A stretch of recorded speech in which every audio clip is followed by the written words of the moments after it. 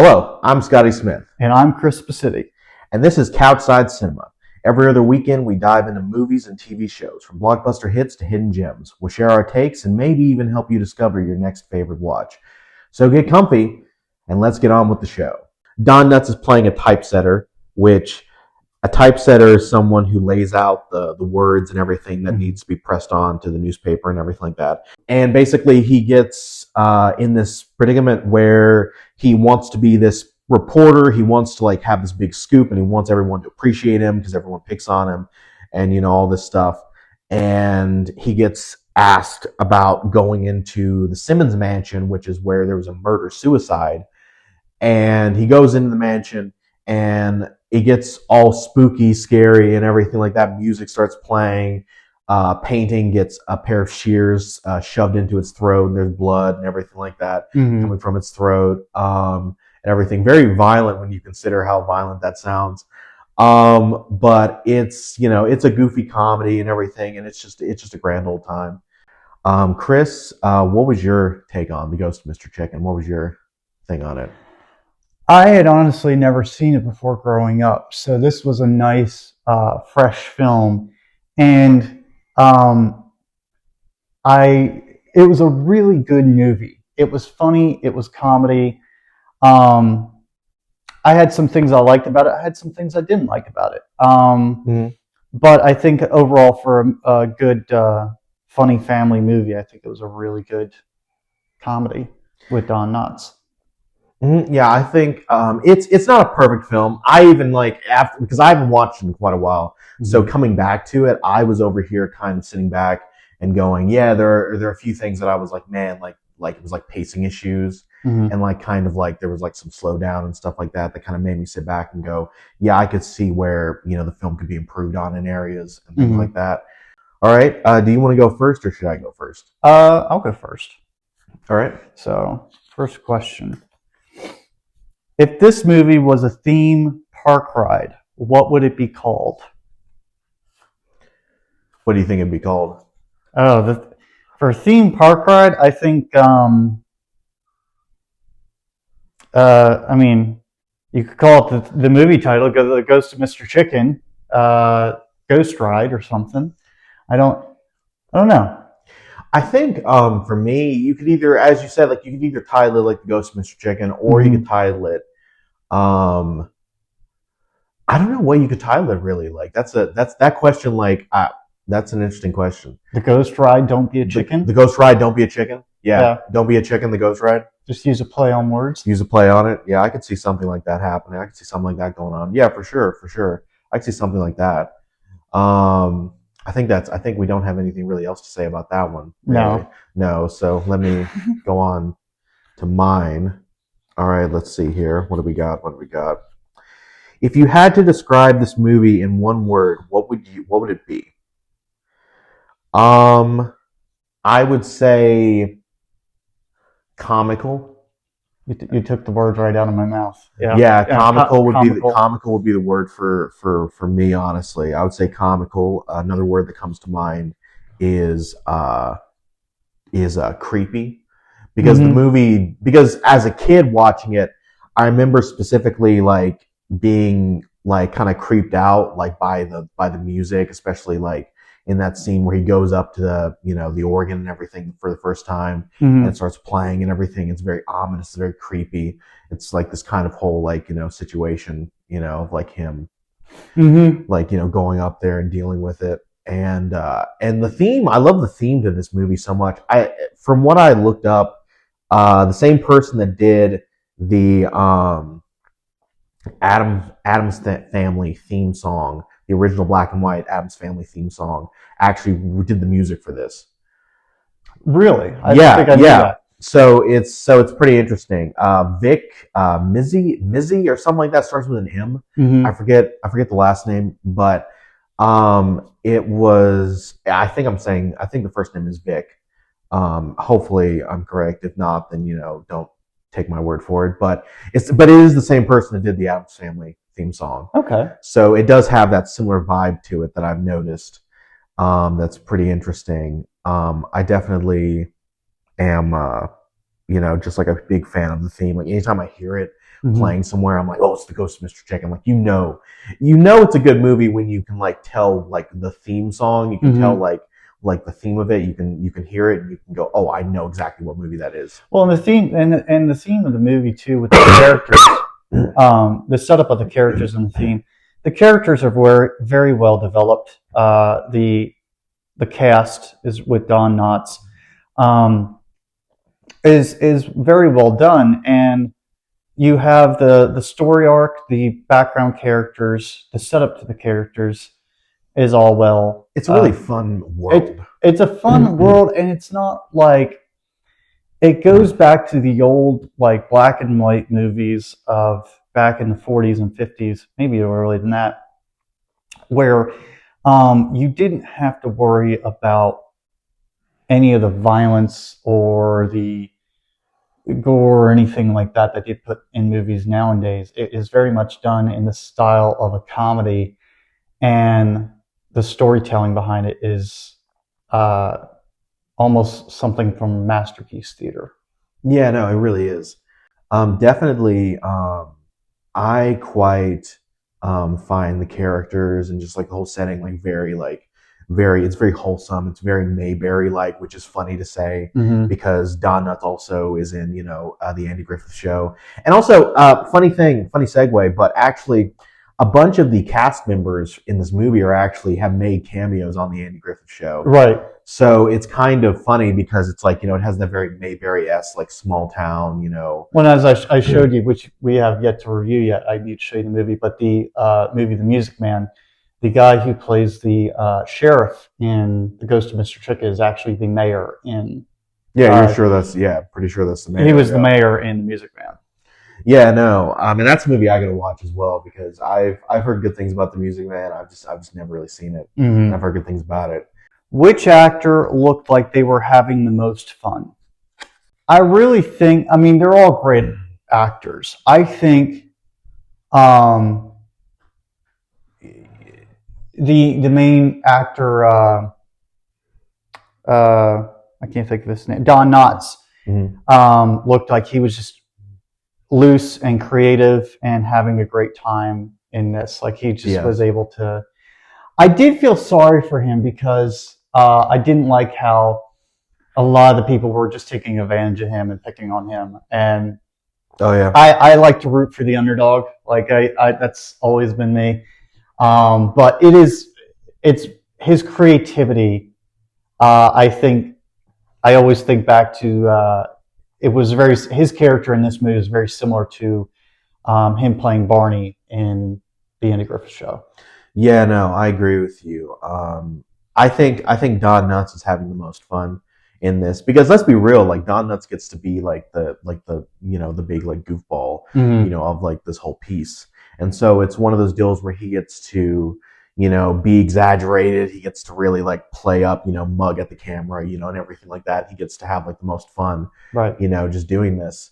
And knowing Don Knotts, it's funny because, Don Knotts, just has always been like this very like physical comedian and everything. Mm-hmm. And it's interesting. I bring this up and it's kind of, it feels random to bring this up, but I'm thinking about it now and I feel like speaking about this. But Don Knotts actually was a ventriloquist.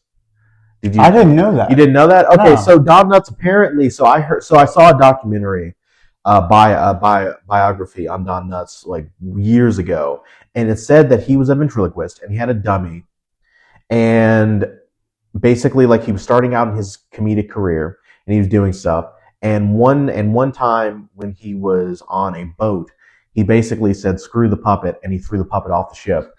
And then just said, forget the ventriloquism act. I'll just do stand up just as myself. So I forget the name of the dummy that he had, but it was very funny because it's just so weird because you just look at Don Knotts and you don't think ventriloquist, but apparently he was. But then he, and I feel like if he didn't throw away that puppet, we would have missed out on a lot of Don Knotts, because I don't think, he probably would have like still been famous in some way, but I don't think in the way that he is now, right? The way that he's known now. So it's kind of, I think best that kind of happened. It kind of made him who he was. I don't think I ever knew he did ventriloquism. Yeah, I didn't know before either. was that before he started acting, or was that That was like early on in his career, like when he was just starting out, like performing and doing stuff. okay? I think. I don't Yeah. think I ever knew that. Yeah, so it's very it's like that little it's like a little like kind of like Easter egg. factoid little thing. Mm-hmm. Um yeah, no, but Don Knutts is having like the most fun in this movie. Mm-hmm. Everyone else looks to be having fun as well. Yeah. Because it's just like it seems like it'd be very much a light set, like it wouldn't be like super heavy or anything because it's a comedy. Yeah. So it's just very laid back and everything like that. Everyone's having a good time. It almost is like the setup to the whole movie is almost like the old style of either an Abbott and Costello, for people who don't know who that is. That was a comedy duo back in the 40s, or even almost like a Scooby-Doo mystery episode. Yeah, no, where it feels like that. It's like the whole setup to the movie is building up, and it's which is funny because Don Knutts also was on Scooby Doo as well. Yeah, he was, and so it's just it's funny because we keep finding that's why I bring that up. Little connections. People don't know he was in an episode of Scooby Doo. Yeah, no, so it's funny because how that works out, how that pans out. Was the costume design memorable? So I want to say the costumes for all the characters in this I thought were pretty memorable. Don Knutts has like the best costume, right? Because I think he wears the same outfit in other movies that he's in. I think so. I've not seen a lot of his movies, but this is. Yeah. I think he wears like a similar suit and like a similar hat in like some of the other movies that I've seen him in. Because what I have is a collection that's it's a 5-movie collection of Don Knutts films, and I'm pretty sure in the other movies that he's in. He wears similar outfits that look very similar because they just fit except him for I think the Apple Dumpling Gang. Yeah, the Apple Dumpling Gang and like some of those other ones, like it's like a different outfit because it's a different time period. Yeah. But yeah, no. I think the costumes are pretty memorable. They're pretty. They're not like super like stand out, but like they fit like the very like the very like small town, like kind of vibe and everything. A lot of people are wearing suits and things like that, but everything just seems very like fitting and just fits them pretty well. What's your opinion on that? I think that the style of the suits were fit with the style of the era. With the suits and the hats, you don't really see that clothing style in today. No. It was the style back then, and back then everybody wore suits or dresses. It was, I guess the 40s.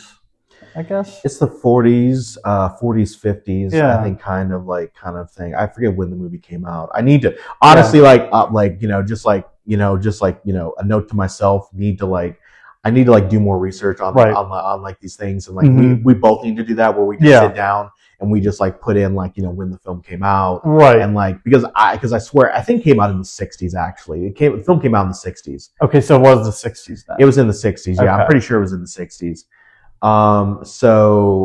But it's very like kind of like it's a small town, so it's very everyone's like dressing kind of proper and stuff like that and everything.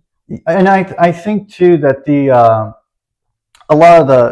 some of the style of the movie too, it's like the old classic style of the haunted mansion and a mystery, and you're investigating a haunted house.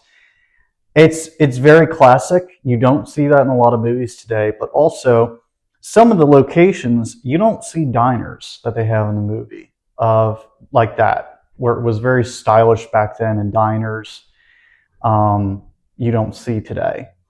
No, you really don't.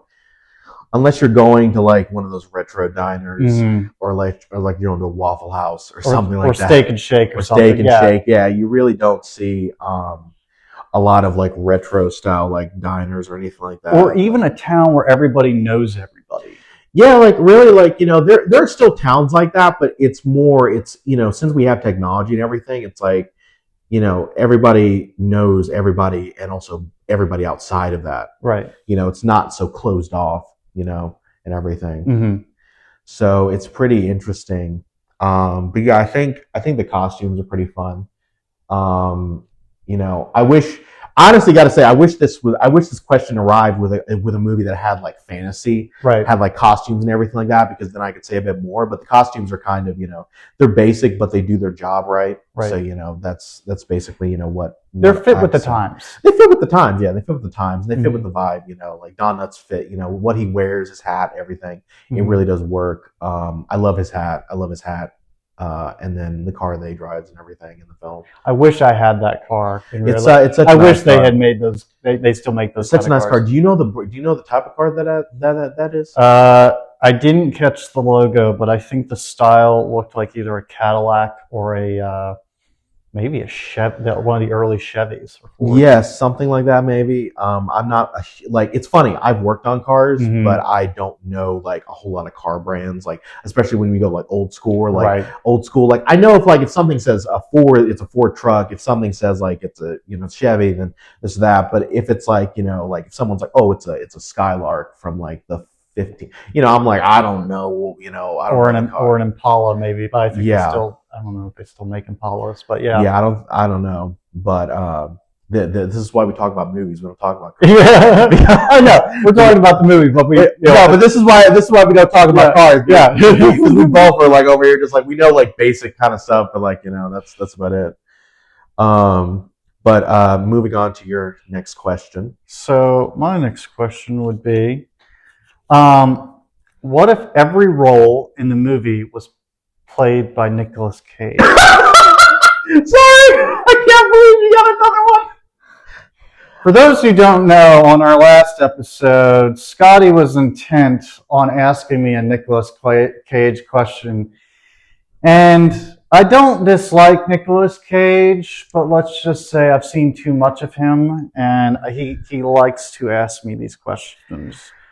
Let's just say, okay, so Nicolas Cage, if Nicolas Cage, what was the question again? What if every role in the movie was played by Nicolas Cage? It would be like it would be a very weird movie. It'd be a very weird movie. I feel like Nicolas Cage could do it. I feel like he's versatile enough where he could do it. There would be a lot of head nodding. There'd be a lot of head nodding and everything. A lot of cageisms. Yes. And things like that and all this stuff and just like a lot of craziness. It'd be like an Eddie Murphy, like kind of situation where it's like there's prosthetics and there's like all these like techniques to like make it look like, it's like two different people, talking to each other, however many people. It'd be a very weird movie. I would oddly love to see it. If they remade this movie and just had him play everyone, I'd oddly love to see it. I think I could see either Nicolas Cage or maybe even Eddie Murphy doing a movie like this. I could see something like that. But I mean, I guess Eddie Murphy did already do kind of like a movie like this with the Haunted Mansion. Yeah, he did do the Haunted Mansion, which we were going. The plan was that was going to be the first episode was Haunted Mansion. And I'm so disappointed that Chris's DVD player, his DVD player didn't like the tape. It didn't like the disc. Nope. And so it was like, nope, I don't like this. And so it was just like, it's bull. I tell you, it's bull. But that almost was the first episode, which we'll watch that movie at some point in the future. And we'll do a review of that. We'll do a review of it. But, until then, but yeah, no, for sure. Let's see about the next question. What do I got here? Let me see. What's the biggest unanswered question? The biggest unanswered question. Let me think. In this movie, I think the big unanswered question is, because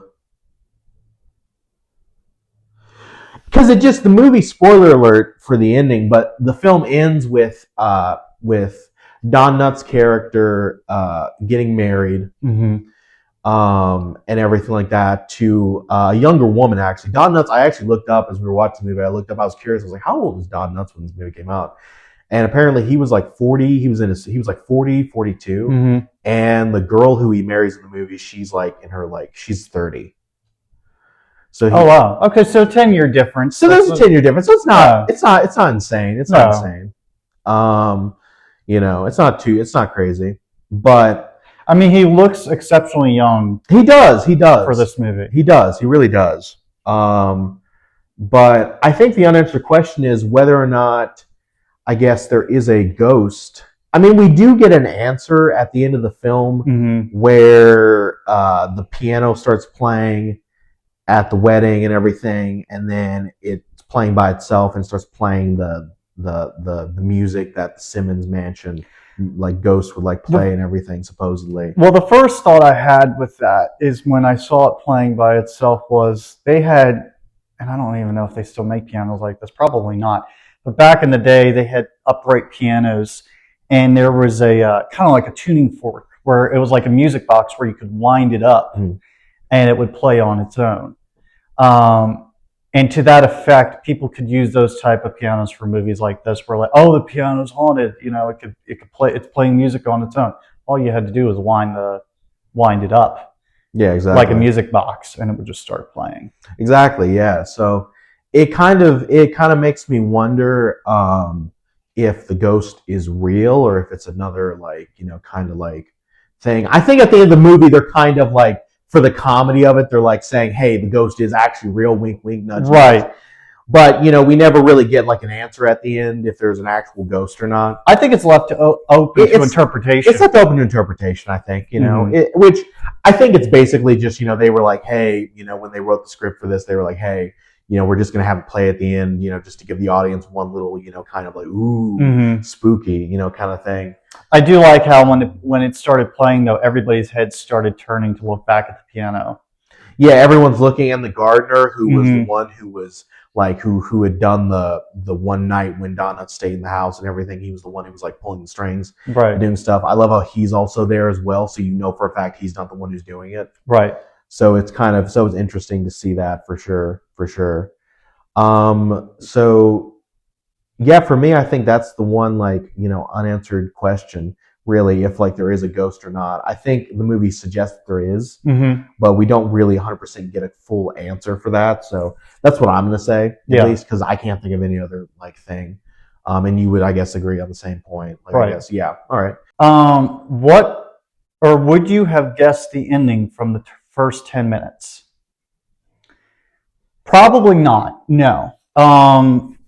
I honestly thought the ending would be that they're conning him, and he gets taken advantage of, and he's just like made to look like a imbecile or a fool. But I would not have expected the ending. Yeah, no. It was funny as we were watching the movie. Chris was like, it was funny because I was, I'm just sitting back, and Chris just he looks at the movie, and he's over here just like, are they really messing with this poor man? Because as he's about to go inside the house, I'm going back to the underdog statement I said earlier, which is I root for the underdog, and to see a poor man, like, I get it's a comical, but it's like, oh man, they're taking advantage of this poor man who's just trying to live his life. He's just trying to be a good guy and just trying to do the right thing, and everything. And it's just it does seem like that at first. Yeah. It does seem like they're pulling his leg to like get a rise out of him or something, which would be so shitty if they did do something like that. It'd be so crappy. It really would. But truly, it's one of those deals where with me, the first time I saw the movie, I never could have guessed what the ending was. Because all from like the first 10 minutes is that basically there's a supposed murder that occurs, and Don Knutts is freaking out, and he takes pictures and everything, and then he's telling people, he's like, there's a murder, I tell you, there's a murder. Do this and murder go together? And he's like freaking out and everything, and they're just like, okay. And the poor man is just trying to help the town. He's just trying to do his job. Even though it's not his job, he's trying to make it his job. He's like, I want to be a reporter, so he's like wanting to do his thing. I think, to be honest, if somebody in real life tried to do that as the style of Don Knotts, I would honestly think he was crazy too. But I mean, no, honestly, so I can understand the townspeople like, okay, you're just nuts. You'd be like, oh no, it's him again. Don't look him in the eye. He might, we don't talk to him. We don't talk to him. He's that one outcast in the whole town that everyone's just like, which you feel that in the movie. You really do. It shows you right there like how good for one the performances are in the movie, how good Yeah. the performances are, and just how they really they make you feel for Don Knutts' character Mhm. because you truly sit back and you go, dang, he's truly just And you can by also himself. and you can also see the sense that people have already preformed an opinion about somebody before they even got to know the person, because they hear a rumor that here's a rumor and starts spreading, and then they already have formulated an opinion like, oh, the guy's just nuts. The guy's just nuts. This one person said so. The guy's just nuts. Yeah, exactly. And, but exactly. Never judge a book by its cover. Exactly. Moving on to the next question. What if the director had 10 times the budget or half of it? I feel like if the director had 10 times the budget or half of it, the movie would be definitely. I feel like there would be maybe more things that happen in the movie, like more like spooky things that happen in the movie. Right. Heck, they might do more paranormal activity stuff with it if they had more of a budget. I don't know how much money they had when they were putting this movie together, but it seems like they had it's very simplistic. It's not super heavy when it comes to showing itself. I think a lot of the money, of course, went into the houses and the sets and everything, and renting out everything. I think if they had more of a budget with the special effects, they might have been able to do something like something with the painting on the wall. That was a great scene. But I think if they had more of a budget with special effects, they might have been able to do more sound effects or visual effects with the house and the ghost or something, if that were But I think again, the organ playing was very well. For sure. I think Don Knutts has a stunt double in this movie, if you've not noticed. No, I didn't notice that. He has a stunt double in this movie. I noticed it because I saw a video that someone else made about talking about the movie back of this, and they were like, "Who's this stunt double of Don Knutts?" Because when he goes down the chute, and ends up in the coal, in the coal chute and everything like that, you can see that when the person falls, they have this long bit of hair on their head and everything like that, and it's basically, I guess, to cover up their face, and they try their best. I don't think I would have picked up on that at all had you not said something. Well, because the next shot, it just cuts to a different shot, and it goes back to Don Knutts doing his thing, and it just for me, I watched it and I was like, wow, I never noticed that, but yeah, that doesn't look like Don Knutts. It does look like they Don Knutts either that day was like, I'm not doing that, or just I don't think I picked up on that at all. And then and that's your eye for detail, because I don't think I missed that. The film was going so fast that I didn't. There was a lot happening in that scene. There's also the elevator scene where I'm curious now if that's actually the stunt double as well doing the flip, because I'm curious if that's actually Don Knutts or the stunt double, because we don't see their face. We never see their face, so we don't know. Right. So that could be another stunt double for Don Knutts. That's true. He's over here just listen, I'm not doing that. He's the man's 40, 42. He's like, listen, my brittle bones, I can't do that crap. He's like, nope, he's not going to do it. So they're just bring the stunt guy. But that's it's something that I noticed that I thought was really interesting. I blanked so hard on what we're talking about. What are we talking about now? The Ghost of Mr. Chicken. I know it was the elevator. Well, not the elevator scene, but the his stunt double. Because you were talking about how he's going down. Yeah, we're talking about his stunt double, and he's going down the chute and everything like that, and just all this stuff. And it's just crazy because you just wouldn't expect him to have a stunt double in this movie, but he has one. Right. For those two. I'm assuming for those two moments with the elevator and with the coal chute, those two moments. I can't picture somebody actually I think it's wise if it was a stunt double. I think that's great, because if I were Don Knutts, I would not want to be going down a coal chute.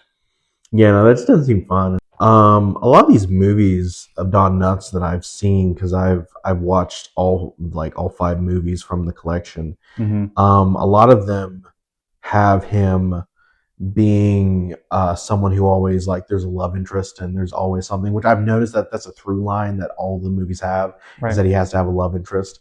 possibly someone who's like a bit younger than him by like 10 years, maybe.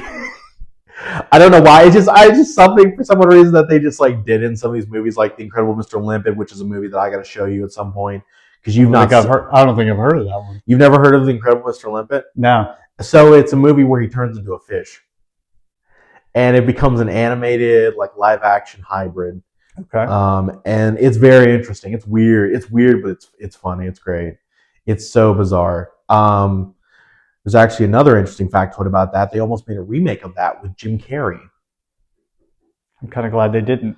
It was very terrifying. There's actually footage of like a test footage of them trying to put Jim Carrey's face on a fish, and it was like the weirdest thing. But it's very crazy. Just this, But The Ghost of Mr. Chicken, it has, in my opinion, pacing problems where the movie does kind of get boring in areas. Mm-hmm. There were a few moments where I kind of was like, man, like this scene kind of drags a bit. Yeah. There was a few moments that dragged for me. Were there a few that dragged for you? There were. I think when he's just when he gets dragged into the people make him, you're not going to go stay in the house and all that. You're not going to go stay the night in the house. And the whole time he's in the house, yes, there are some suspense moments, but it's just very it just seemed to be dragging. Like the build up to that was just sort of dragging. They kept pressuring him and egging him on, to go stay in the house. Like, oh, it's haunted, it's haunted, it's haunted. And the whole build up to that was just kind of slow. Yeah, it was very slow. When it actually got to the good stuff, I was over here just like, yeah, like this is great. And then when it got to the slower stuff, I was like, man, this is like one of those movies that just kind of like slows down in parts, and you're kind of just like I yawned a few times. And I was over here just like, oh, I was like, damn it, because I don't want to because the movie's good, but it just has those slow moments. Yeah, it just slows it down where the pacing's just off. I mean, but it's a nice variety too, because it's nice to have a movie like that where it's just chill and you have the slow moments, but it's very laid back. It's not one of those movies that's gonna it's not gonna scare you. It might maybe creep you out a little bit, like listening to like the theme and like the music and everything like that. When it's like that scene of the piano playing itself and doing stuff. But it's one of those movies that it's very laid back, very calm. You can have it in the background, just casual watch. It's not anything like crazy. Is there? And it's a great family movie too. It's a great family movie. I like it. It's something that you can show to your kids, and it's not going to like freak them out or anything like that, or scar them, or it's not inappropriate in any way. It's very family friendly and everything. How many chickens would you rate this film? How many probably 4.5 chickens. 4.5 chickens? 4.5 chickens. Out of 10? Oh, if it's out a 5-star, I thought we were doing like a 5-star review. So probably, I would say maybe 7.5 chickens. 7.5 chickens? Yeah. 7.5 chickens. Yeah. 7.5 chickens. I would say, for me, I would say possibly, I would say 6.5 chickens. 6.5? 6.5 chickens, Yeah. It's a fun time. I enjoyed the movie. It's a movie that I grew up watching. So my nostalgia goggles are on a little bit, because I remember before we even watched it, I was on the phone with Chris a few nights, and I was over here just like da-da, da-da, da-da, da-da, da-da, da-da, da-da. I was just like doing the theme song and everything, and Chris was over here just like, okay, Scotty, okay then. Well, because you got to keep in mind, I had never seen it. Because he had never seen it, so he's over here just like, I don't know what you're doing, but okay. Yeah. I mean, I'm vibing with it though. It's fine. But yeah, do you have one more question? No, I grabbed another one. Grabbed another one. Do you want to read that one just for just for craps and giggles, Did the movie feel more like art or entertainment? It felt more like entertainment to me. Same. It definitely felt like it was something that wasn't, sitting there going, well, this is a grand masterpiece. It's not like a Shakespeare movie, or or like one of these like or like Gone with the Wind, where it's like trying to be like really like fancy, like cinematography and everything. It's very simplistic. It's very much just just doing its own thing. Yeah. Yeah, I agree with that. Since you grabbed one, I'm gonna grab another one. Go ahead. Just because sometimes keep it uneven. Rules are meant to be broken sometimes. It's all like pushing the envelope. Listen, let's just shoot for it. Who felt unnecessary to the story? I think there's a lot of characters in this. A lot of like characters floating around. I feel like the realtor who kept egging him on about going to stay the night in the house, or kept bullying him, and also the girl he ends up marrying. Like, you don't really see either one of them except for a few key moments in the film. Yeah, they felt unnecessary to you. Yeah, like it's nice. It's a nice touch to it, and the fact he ends up marrying the girl in the end, that's great.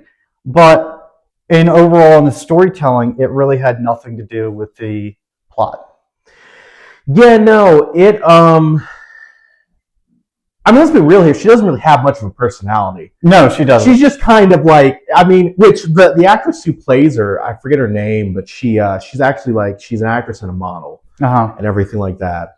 And it's one of those things where she's just kind of like there to be like some eye candy, to like Don Knutts' character, to kind of give him like something like kind of like give him that like person to like talk to and everything like that and hang out with. And she just doesn't really have much of a personality, so I would say she's unnecessary. Yeah, I feel like you could have not had her in the movie and it wouldn't have hurt anything. Yeah, like you just would have like a little bit of a different ending. Well, the only thing she's there for is to basically be a damsel at the end. Right. So she's just kind of like, you could have had something else happen, but she's just kind of like unnecessary. She's kind of there. Yeah. So she's just kind of like just there. And then there's the paranormal group, which is an interesting little added thing to the film, but it really doesn't do a whole lot. Like, they don't really do much with it or anything.